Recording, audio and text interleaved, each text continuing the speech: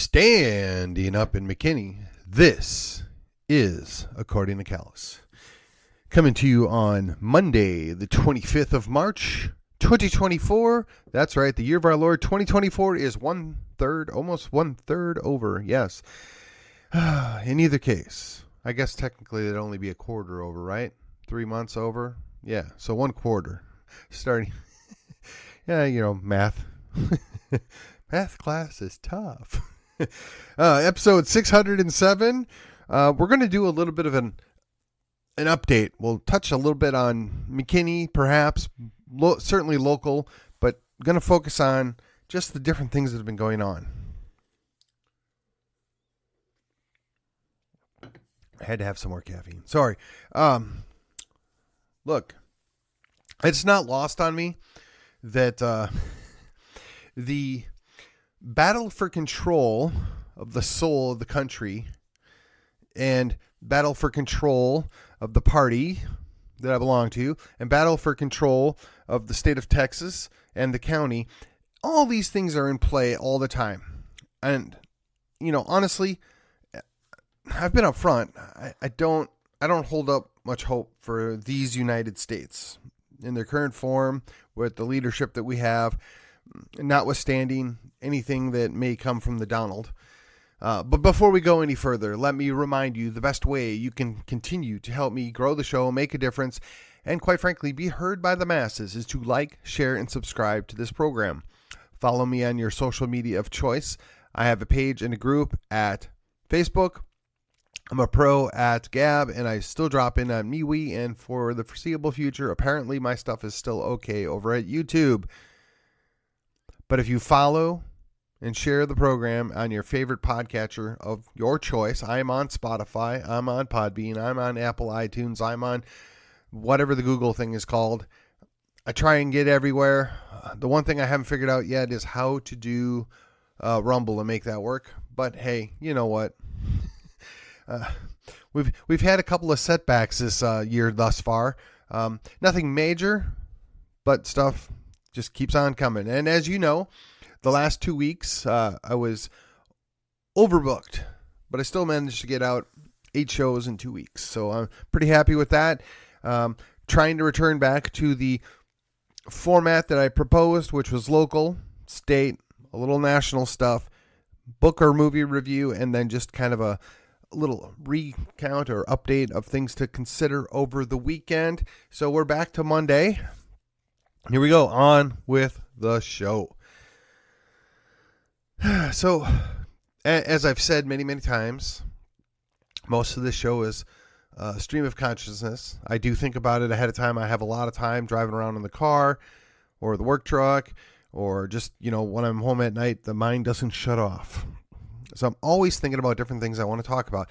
And over this last weekend was no different. I had a lot of topics, a lot of things I gave thought to, and I slept. They'll come back, no doubt. They are reoccurring themes, and that is kind of the danger with this program, because I don't have a set format of keeping track of what I've already spoke of, and because I am kind of tied to current events, it's really difficult to build up a evergreen stack of episodes. But as always, just because you have a current event and just because something's new in the news, something relevant is going on right now, doesn't mean that it cannot and should not be taken back and applied to whatever the values are or whatever the stated beliefs are or whatever the greater point is, right? We have to ground everything that we do and say both in reality and staying with a worldview or a mindset, if you prefer. So before I go any further, let me just say I'm going to talk a little bit about the convention that went down on Saturday. And from there, I'm going to shift over to some of the party dynamics. We're going to touch base on a reach out that I got. And just kind of talk about some plans going forward. What's realistic? and then I'll finish it up. So I've got a roughly 25 minutes left of the program, so let's see what I can all get done. Okay, first things first. Again, more caffeine. So we had a convention. I got to be honest, it didn't go down exactly as I had hoped, but I'm not dissatisfied and I'm not unhappy with what happened. There's a couple minor disappointments. Thankfully, not a lot of drama. And some people that, let's just say, I wouldn't find myself often aligned with, got some of the things that they wanted. I'm not sure to what avail other than to make a statement, and kudos to them. Their efforts, though I'm not entirely in favor of them, did pay off. So hopefully we can be a little more unified going forward. Hopefully we can focus on that other team, that other opponent that seeks to destroy that which we seek to save, and quit fighting amongst ourselves. That is my wishful thinking. But the convention yielded a platform which is decent. I'll finish my report on that between today and tomorrow, get it submitted in to be shuttled forward to the state convention. We'll touch base on that at the end of the show here. My party. This is where it gets really challenging for me. I've always been upfront and honest. I am a reluctant Republican. I mean, there are a number of things that I think as a party that we just do wrong or that we've got wrong. That being said, they're the party in control. They're the party with power. They're the only way I can get the things done or get the things supported that I would like to see done and supported. The fact of the matter is, aside from the Libertarian Party, they are the party I most align with as well. And the Libertarian Party at this point, from their own issues, there's at least two major issues that I cannot be able to reconcile with them. And for that I'd ruled that out. I don't think there's another viable third party present. Could that change in the future? Maybe. Could something spring up out of the Texit movement, generating excitement, or shall I say, a need for a third party, something that's a little more hyper-focused on what makes Texas better? I'm not sure. We shall see. And for that party to exist and come about, they're not going to be able to run candidates for a couple of years. And in fact, I would hesitate that any organization would want to jump in and start running candidates before they have a network and a groundswell of support. And quite frankly, the scrapping of the Socialist Democrat Party would be helpful in the first place. I would envision something like a Texas nationalist movement. Oh, wait, we already have that. Or perhaps a political aspirational people that aren't necessarily looking to leave their current party, but can align with another organization that is overtly political and overtly fighting to obtain the outcome that the folks over at the Texas nationalist movement are looking for. I'm not certain how this all fits together, but I'm looking at it. I'm trying to determine if there's a future here. I have no desire to leave the Republican Party. I've got well over 10 years invested in getting things done and making a difference there. But on the outside chance that we get a referendum and the outside chance that Texit becomes a reality, we have to have a way to go forward. I would hope that the utter destruction of the Democrat Party would come out of that. I would hope that the Republicans would be seen as the weak sisters that more often than not we actually are. We don't deliver on the things we need to. We don't get the things done that we need to. And honestly, we have to look no further than the weak sisters that we keep sending to office that have an R after their name because they have the money in the face. I don't know there's a way to defeat them, but we can certainly do to them what they've been doing to us, which is sideline them and make them irrelevant. Now, Again, I want to be real careful here. I'm not leaving the party. I don't believe the party's left me.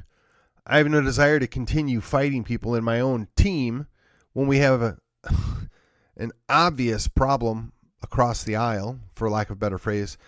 But here locally in Collin County, I hope the convention has settled some of these issues. I hope the convention has given us the ability to say, yeah, we can actually work together and we agree on the vast majority of these items as shown by the outcome of many of the votes in the convention. The two most contentious issues were dealt with quickly and, quite frankly, decisively. And I know there's going to be people that are not thrilled on both sides of that equation, or I should say on both losing sides, perhaps. But what's done is done. The body spoke. We need to move on.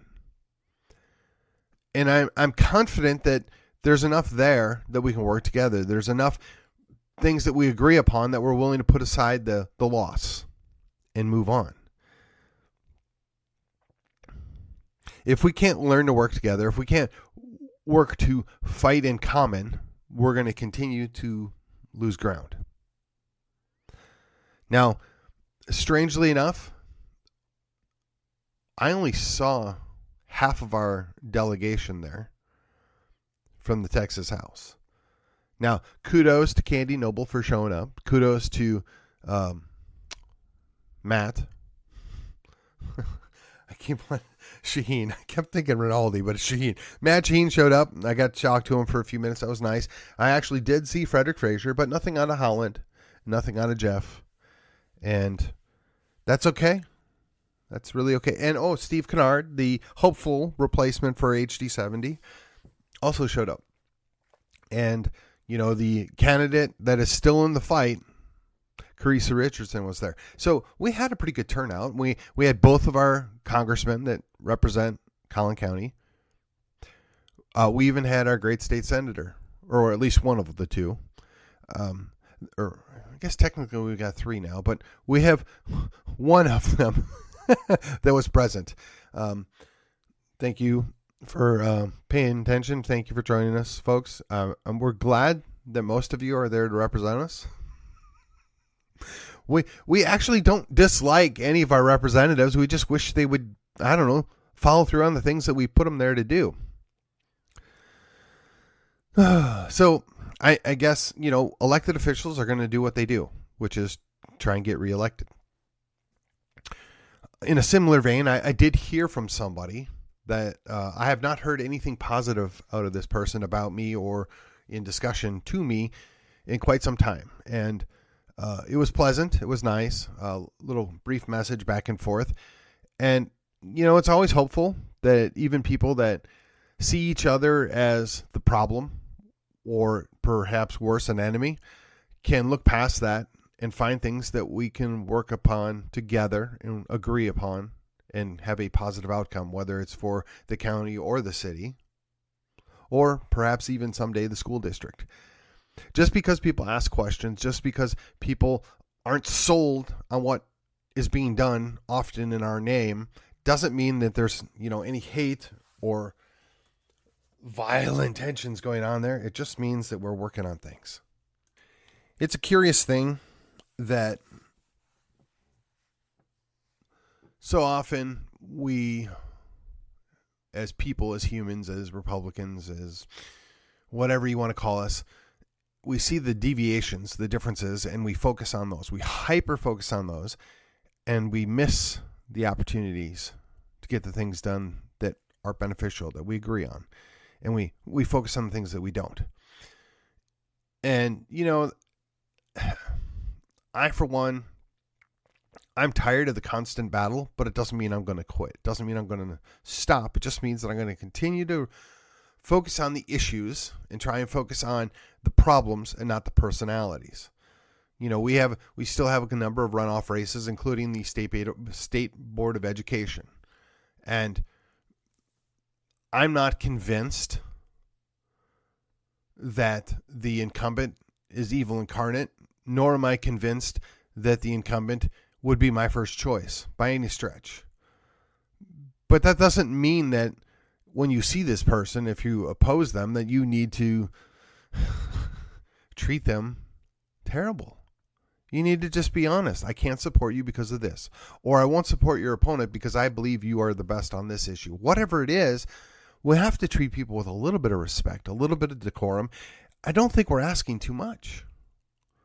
We, the people, have certain expectations, and we get disappointed all the time when the people that we go to the trouble and effort to get elected to represent us continually fail to do so.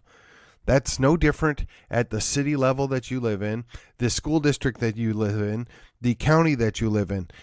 You're never, ever going to get everything that you want, but you need to focus on the positive. You need to focus on the things you can. Now, look, there are people that get elected. They're just never, ever going to agree with you. I mean, I'm sure the lady in HD 70 is a nice lady. I mean, to her friends. But at the end of the day, from all that I've seen, she's just a progressive Democrat that wants to do progressive Democrat things. And I'm never going to be willing to overlook that. That being said, that doesn't mean I'm going to be rude or mean to her. It doesn't mean that I can't be respectful when respect is given, respect is received, right? So in the greater scheme of things, if you're living in a city or you live in a school district and you're not happy with what's going on there, and quite frankly, I believe pretty much most of the people that live in the Big Four are not overly enthusiastic about what's being done in their name in many cases. Likewise, most of the school districts, we have lots of questions about things that are going on and why and how, and they have successfully painted anybody that questions or looks into it as being a problem. But I would encourage my fellow patriots, do not give up, but perhaps reconsider your presentation. Perhaps reconsider how you approach these issues. Now, I have several people that I know personally that are very professional. They are very forthright in what it is they want, and they try to have an adult conversation. And unfortunately, for a lot of us, our opponents only see the most extreme action that we tolerate. And I'm not one to punch right. I don't want to go after people that are on my team, but I'm wanting to encourage the people that are on my team. Just know that your actions reflect on all of us.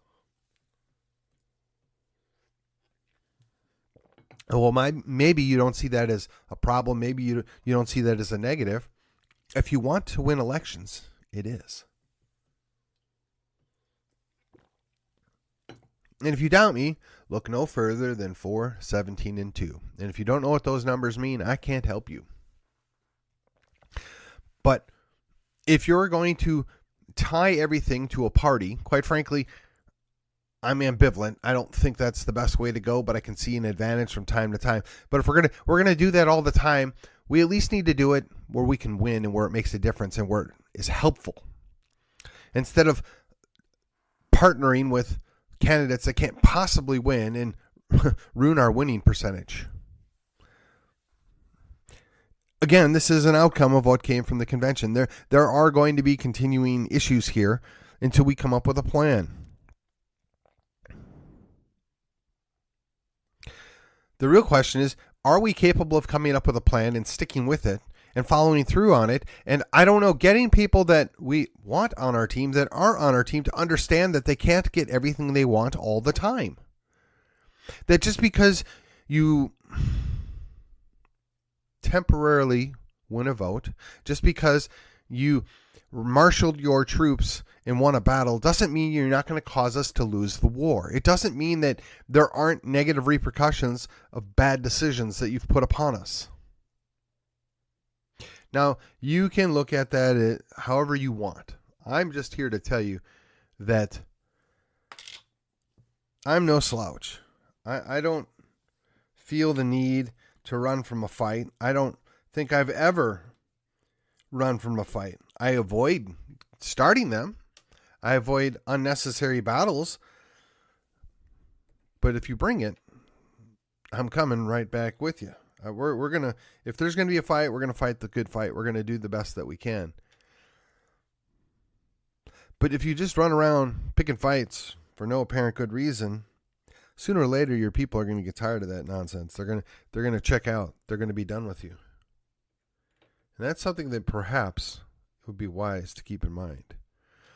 Perhaps it would be useful if people would consider the ramifications of what it is they're suggesting or trying to do before they did them. I mean, perhaps I'm asking too much. Perhaps I expect too much. I don't know. But I'm just asking you, if we're going to make a plan, if we're going to come together to win these things, if we're going to try and make a difference and maintain the presence, a strong presence in Collin County, perhaps we need to figure out a way that we can work together on a common goal. Perhaps we need to check some egos, check some personalities, and focus on the greater good. And what does that mean? Well, that's a good question. Perhaps something we can explore in the coming shows. But as we're looking to wrap it up, I guess I didn't use as much time as I thought. So in either case, we're going on to state. And the state convention is going to have a delegation from Collin County, SD8 in particular, that is going to come in more or less divided. Probably not entirely happy with everything that happened. That's okay. We have our marching orders such as they are, right? We are going to try and do everything we can to take back HD 70. We're going to do everything we can to have a unified front going into this November election cycle, right? It's going to decide the future of Texas. This is where we get to make our difference. This is where we get to be heard. This is where the decisions are going to be made for what's going to go on going forward. Now, I have been very critical of our governor, and quite frankly, I know he deserves it. But at the end of the day, he's my governor. He's part of my party, part of my team. And like it or not, he's in the top 5 best governors in the country. Now, I don't know that that is a large compliment in these United States right now, but that's where we're at. So as I talk about the local issues, as I focus on what's going on in our county, in our city, in our school district, out our back door, I want to encourage people that the way you make a difference at the state, the way you make a difference at the federal level is to focus out your back door. Continue to fight the good fight and continue to look for friends and allies, not just enemies. It's really easy to find your enemies. Most of them wear it as a badge of honor. But we need to be finding our allies. We need to be finding our co-belligerents. We need to be finding our friends and explaining to them and showing them why we have better ideas, why we care about the future, why we make a difference, why it is that what we want to do is what's best for the vast majority of the people.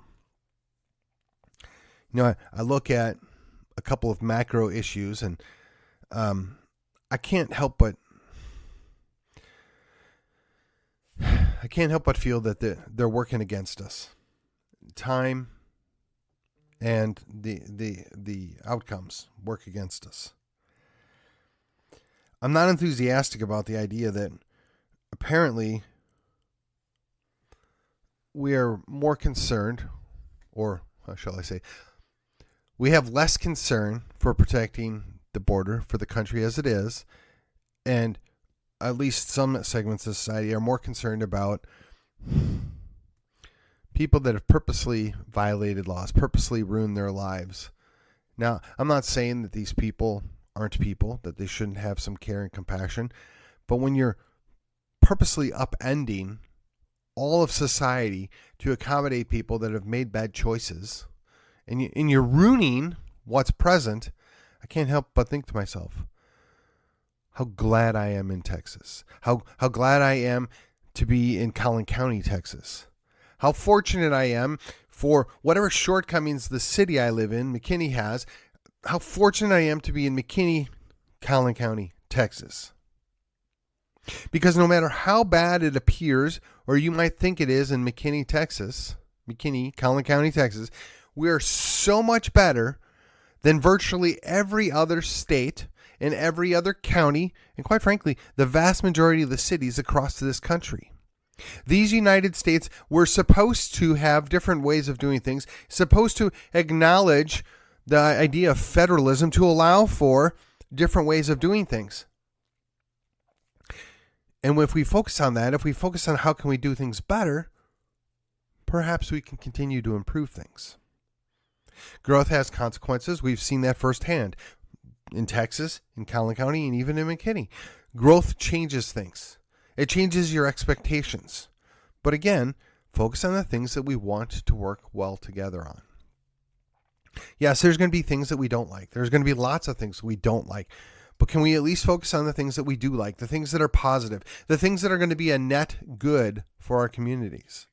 If we could just spend a little bit more time on that, I think that positive message, that positive outcome only helps us as conservatives, as Republicans, as Christians to get things done in a way that, quite frankly, protects what we have. The other scenario, or let's call it supplementary idea behind this, is I don't think anybody is embracing the dystopia. Nobody wants to go live in some dystopian future. At least nobody that I know. But we have to be really careful. You know, we have let's say a very large plurality, perhaps even a straight up majority of people that identify themselves as Christians. In that sphere of Christianity, we have the progressive leftist Christians, which are more Christian in name only in many ways. Not judging their heart because I don't know it, but just their actions. When you're justifying theft because it's redistribution, I see a problem there. But on the flip side, my conservative brethren, when we look to punish people or deprive people of things because we don't agree with them, we think they're bad, or our understanding is that in, Deuteronomy or Judges it said don't do something like this, that doesn't necessarily mean it's applicable to us here and now.